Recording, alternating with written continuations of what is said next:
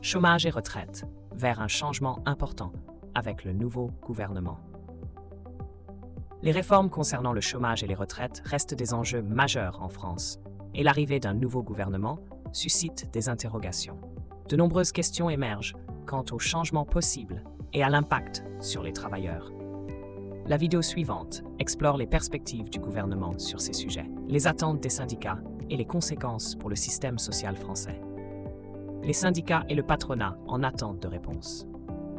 Le 24 septembre, des consultations ont débuté à Matignon entre le gouvernement, les organisations syndicales et les représentants du patronat. Ces rencontres visent à ouvrir un dialogue sur l'assurance chômage et d'autres sujets clés pour les partenaires sociaux. L'enjeu est de comprendre les intentions du gouvernement, notamment en matière de réforme du chômage. De leur côté, les syndicats attendent la déclaration de politique générale de Michel Barnier, prévue le 1er octobre. Les premières discussions laissent entrevoir une phase de transition dans la gestion des relations entre le gouvernement et les partenaires sociaux. Si les attentes sont élevées, elles révèlent également une incertitude quant aux décisions futures. Les syndicats espèrent que ces consultations ouvriront la voie à des accords plus équilibrés, particulièrement en ce qui concerne l'assurance chômage et les droits des travailleurs. La relance de la démocratie sociale, une priorité.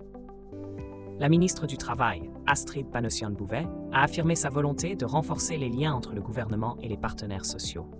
Dans son discours, elle a mis en avant l'importance de restaurer un dialogue constructif, admettant que les relations s'étaient détériorées ces dernières années. Pour elle, ce rétablissement est crucial pour répondre aux défis posés par les réformes en cours, notamment celles concernant l'assurance chômage et les retraites. La démocratie sociale, selon la ministre, doit jouer un rôle prépondérant dans les décisions à venir. En impliquant davantage les syndicats et les organisations patronales dans le processus de négociation, le gouvernement espère légitimer ses choix et les rendre plus acceptables aux yeux de l'opinion publique. Cette stratégie marque un changement par rapport aux approches précédentes, souvent perçues comme verticales et déconnectées des réalités du terrain, vers des réformes majeures sur le chômage et les retraites. Les réformes concernant le chômage et les retraites font partie des dossiers les plus attendus par les syndicats et les travailleurs. L'enjeu principal de ces consultations est de déterminer dans quelle mesure le nouveau gouvernement est prêt à modifier les dispositifs en place. En effet, les dernières années ont vu une montée des contestations face à certaines réformes jugées trop rigides ou inadaptées. Les syndicats espèrent un assouplissement des conditions d'accès au droit au chômage, notamment pour les alternants et les travailleurs précaires.